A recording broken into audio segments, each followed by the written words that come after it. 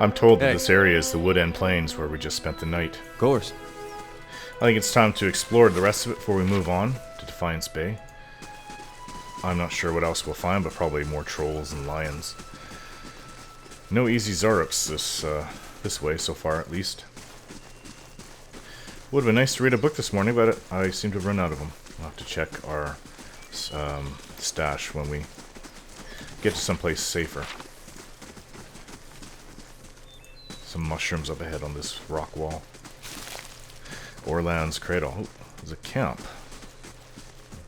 There's the person who made the camp. Tucked under the flap of this bedroll is a relic of some kind, a small conch shell strung with seaweed. Hello. Oh. Reach out to the soul. You see a group of robed figures sitting next to a fire. This woman, much younger and smaller, sits with them. They are discussing travel and making plans, deciding which road will get them to their destination fastest.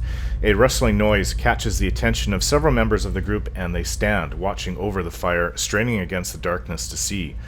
An enormous shadowy figure makes its way into camp, and the darkness slowly parts against the firelight to reveal who it is. Many members of the group stand, readying their weapons. Others quietly invoke their god, preparing spells for battle. The girl looks around, confused. When the man sitting next to her stands, holding out his arms, he chastises the others in the group for not showing the proper hospitality to a stranger. The man walks towards the ogre, hand extended, speaking words of welcome in its own tongue. The ogre stares at the man for a brief moment. Then, with a swiftness seemingly unnatural for a being of his size, it swings the club it had been dragging behind itself. It connects with the man's head, causing a wet, crunching sound. The woman to the girl's right screams and rushes to the man's side, covering half the distance before the man has even fallen to the ground. From the darkness all around the group, terrifying and blood-curdling shouts answer the screams of those in the camp as more figures approach through the darkness. What a horrifying scene. Step back. Wow, you are lucky to have survived that. I don't know what you have there, but I'm not going to steal your items. Good day to you. I suppose that's my story for the day, at least. Reading people's souls and their past experiences. See, that's the thing, I'm not so sure if that's this person's experience, but it did describe a woman, so I can only suspect that that was her. It's a dilapidated home. A sparrow nest tucked between two angled slats. Okay, well, this is an abandoned home. Some herbs here. St. Gyron's horn.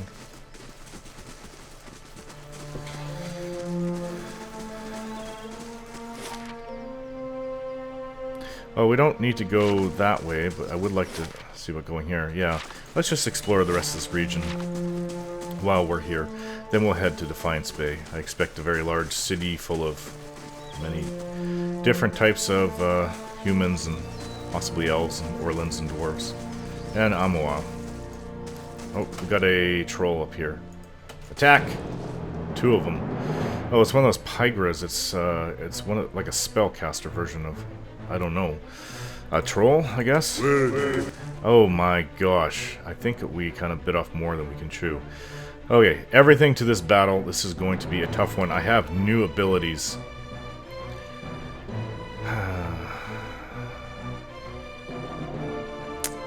I don't know about weakening it, but we'll see about using this ability to ignite it. Everything you have.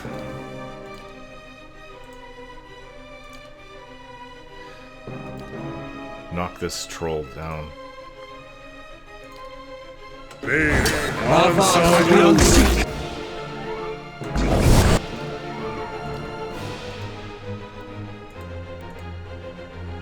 Where am I? Okay. Let's us use my speaker to the restless. The Watcher speaks directly to the souls of his or her willing enemies, filling his or her enemies, filling them with dread of what awaits them in the wheel. Take this. Let your spears consume you. Don't even.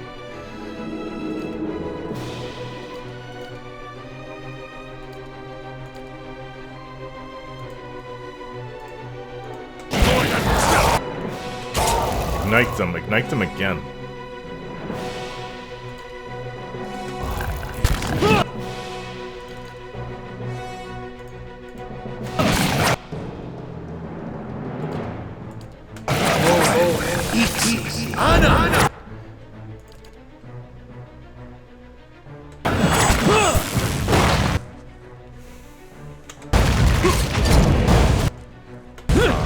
would go down. She's takes a lot of hits.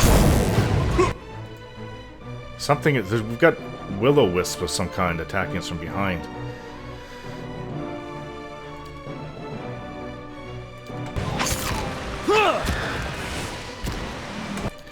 Use your words. Not field triage.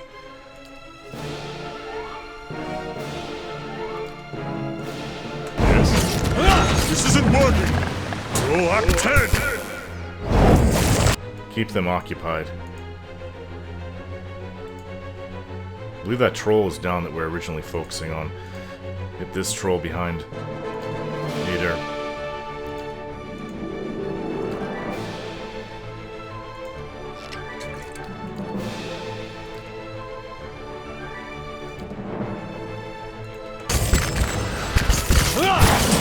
Don't even slow you down! That's not very helpful.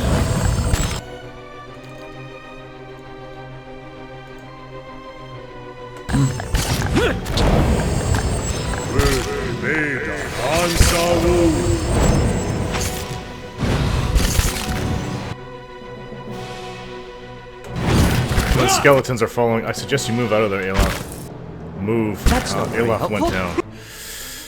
Damn it. Take another of this. Fear your death. This isn't working! It's working just fine. Fight on, my friends!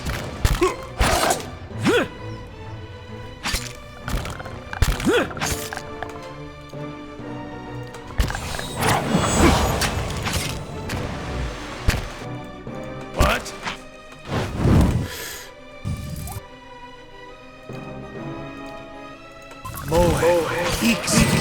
Anna!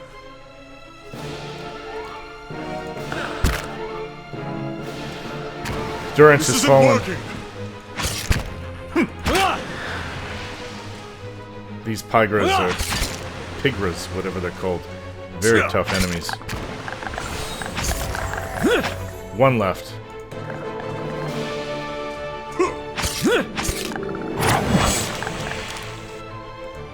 Yeah.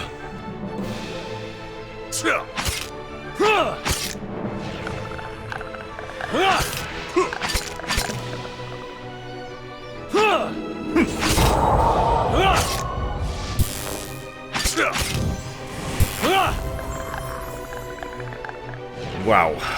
Now that was tough. Seems that the last three of our members of the group have gained the season.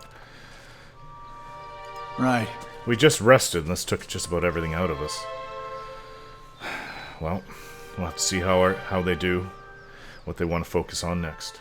Ader has focused on defense with his new season, while Durance has gained a whole new level of spells into the priest class, and Aloth has focused damage and making his targets vulnerable with his new spells. Alright, so is that it? What were they up here doing? Anything important? Nothing. Maybe they're waiting to ambush people on the road. I don't know. Considering it's the only... I hear footsteps. Stop. There's something over to the left. Oh, another Pygra. Well, let's deal with it. Let's wait. I don't want to be a fool. Because it would be foolish to just charge right in. It's moving. Is it alone? It's alone. Let's attack it. Attack! I'm going to blind this beast. Well,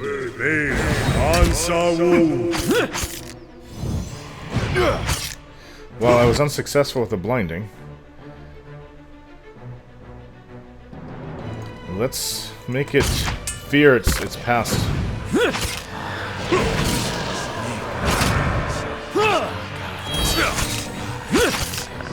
There we go. Hey. All right then. Huh? All right then. Yeah. Right. Thing was loud enough. I heard it from so far away. Oh, who's this? Looks like Hush, Itumak. We'll just wait a little longer. a dwarf and some kind of dog. Hello. A dwarven woman, dressed in skins and hides, leans against the road marker. Her face is turned down, her eyes darkened by a thick stripe of face paint. She's sharpening a bone arrowhead with a scrimshaw-handled knife. Her attention, however, is focused on a bear figurine between her feet. A large, white-furred fox standing at her heels looks up at your approach. It's a beautiful-looking fox. Easy, Ichumak. It's not him. Who are you waiting for? Short version? I'm looking for a very, very old friend. I'm not sure what skin he's wearing now, but I'll know him when I see him. Skin?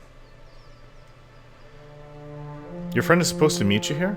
That's what I heard. Of course, the man who told me so was carrying a staff he claimed was made from dragon bone, but I know whitewood when I see it. That should have been my first clue, but I had to try something.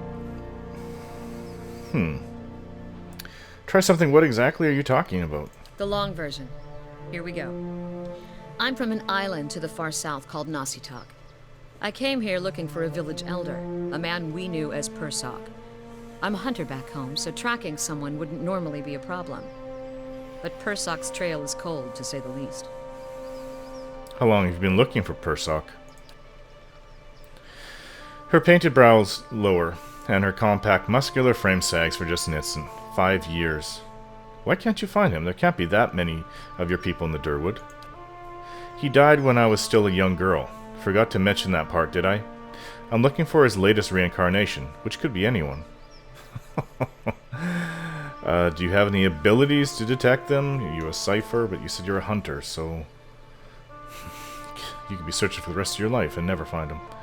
So you've been searching for 5 years for a stranger you barely remember, who could be anyone now? That about sums it up. Why do you have to find Persok? She smiles wryly. That's more of a campfire tale. I'm not quite ready to get into it. Actually, I kind of know how you feel, in a way, being a cipher. Then you have my sympathies. Hopefully you've got a better lead than I do. She looks at the Adra figurine in the dirt. How does that statuette figure into it? She dusts the figurine on her trousers and raises it in her small, flat palm. It's carved in the shape of a bear, smooth and round.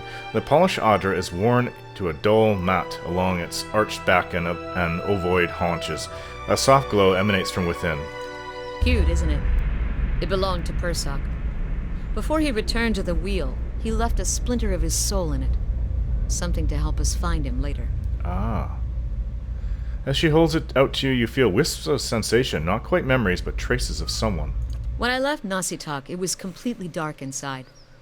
But as I've gotten closer to Persok, it's glowed steadily brighter. Since I've reached the Deerwood, however, it's gotten hard to read. Some days it flickers and goes dark. Others it shines nice and bright, for a few hours. But most of the time, it looks just like this.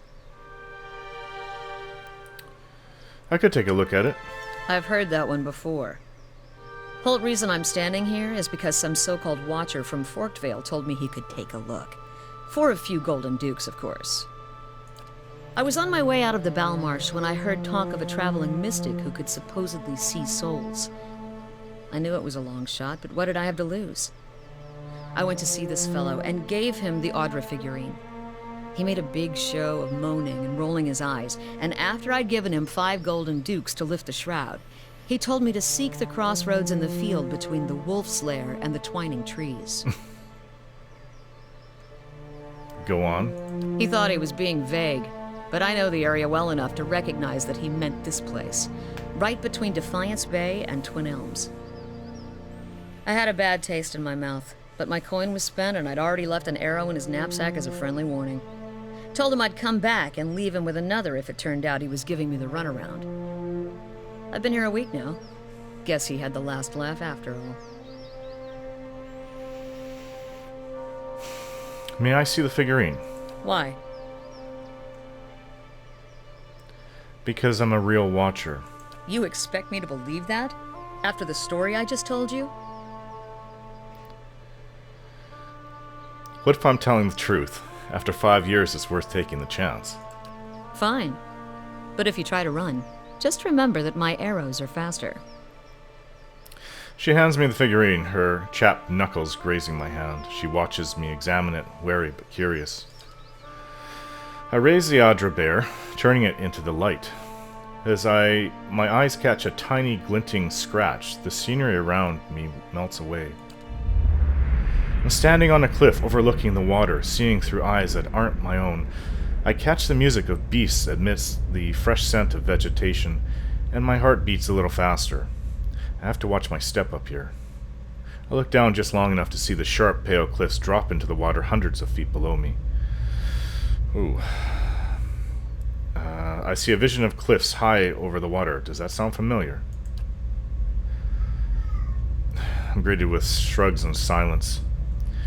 I return the figurine. I've got it. He's standing on a cliff. What are you talking about? What just happened? I told you I'm a watcher.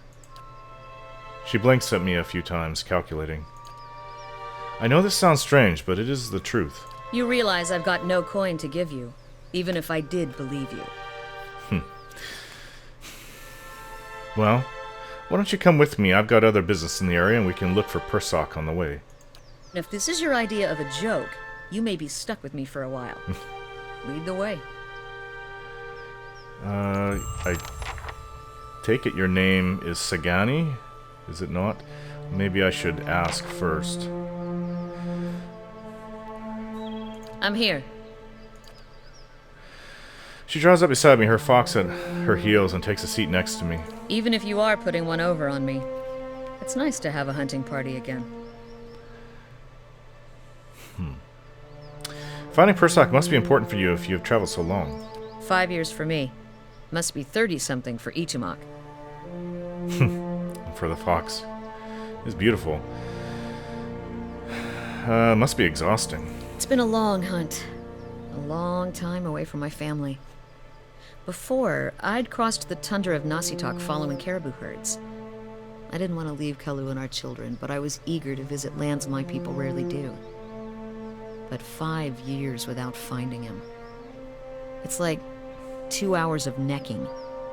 I'm ready to be done with it.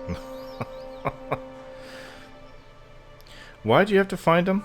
Soul recovery is an old village tradition. We call it the Tarnek Ilitsak. Once in a generation, we seek the soul of a much respected and long dead village elder. We tell him what's changed in the village, how people remember him. The only other Tarnek Ilitsak during my lifetime happened when I was a girl, not long after Persoc died. We feasted on blubber and fermented milk for a week, and we honored the chosen huntress as a hero. Then she left, and we returned to our duties. We still sang her name to the skies during festival season, but we otherwise didn't speak of her. What happened to her? I don't think she ever returned. It happens that way sometimes. She folds her arms, her expression sober. I see. It's not being forgotten by my village that troubles me. But sometimes I wonder how my husband and children remember me, if they think of me often. I'm not really a family person, but that must be difficult. Still, there's no point in dwelling on it. More often I find myself wondering whether Persoc will remember us. You claim to see souls. What do you think? Do you remember your past lives? Yes, in fragments. She leans a hairbreadth closer. Really? What's that like?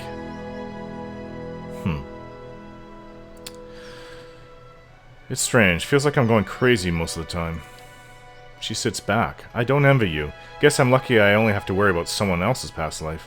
Makes me wonder what Persoc remembers about our village.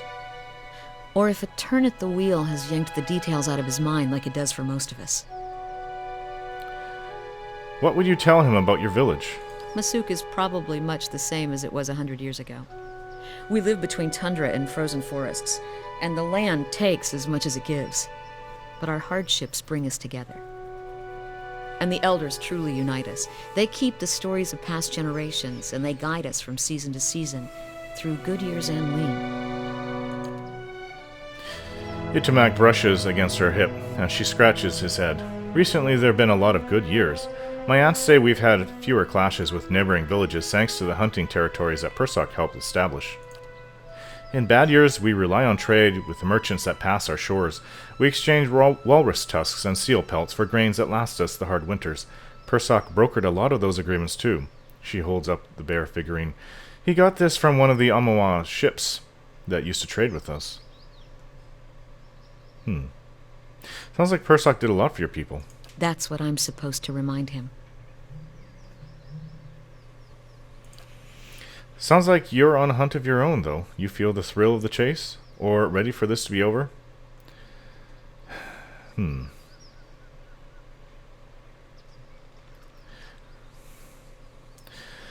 It's too early to tell. She nods. Fair enough. She rises and stretches, looking around. Might as well keep moving while we've got some daylight. Let's go. Sure. Oh, there's 6 of us in this group. Sagani has a bow, I take it. Dagger. Oh, she has a fine hunting bow. I do believe I've got a fine war bow. I'm not sure whose is better. I pick hers. She allows me to look at hers briefly, but I think that mine is slightly better. And I ask if she wouldn't mind exchanging it, and she actually agrees. Here, you can have this bow. It is better than what you're using. You have a fine dagger and a fine hatchet. Well, this hearth hatchet is actually better than what you're using. Or is it? I think it's slightly better. You can have that as well.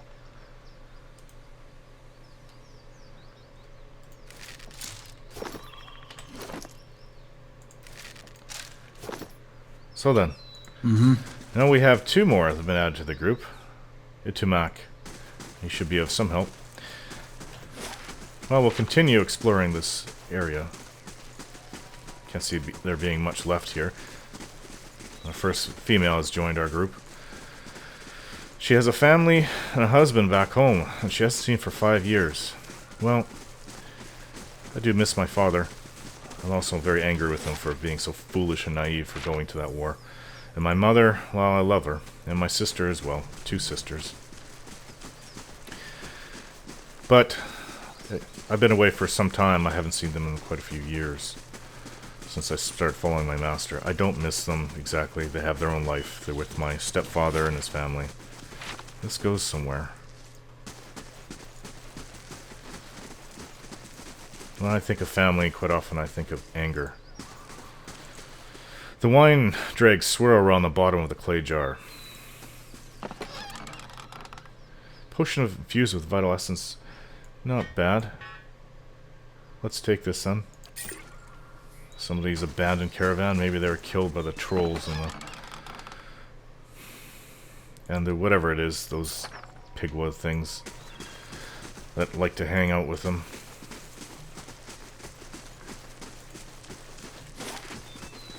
Nasty beasts they all are.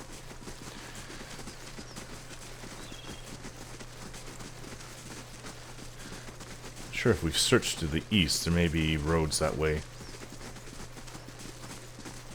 I think that we have. I think we've been this way already. Just make sure. Well, there's a gorge to the southeast, and there's a village further north, kind of north, east by northeast from here. And there's the Twin Elms to the far east. Really nothing else. I mean, this goes up towards where I came from originally. Riaetsurus, my homeland. Okay, so back following the road.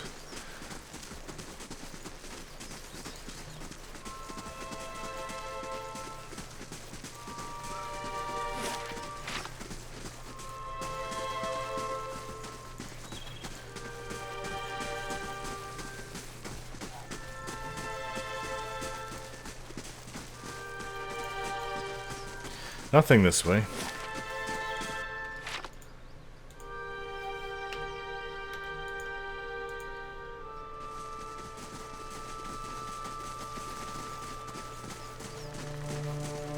Now, we have a city to go to. As long as this bridge isn't broken like Madmer Bridge. Defiance Bay awaits.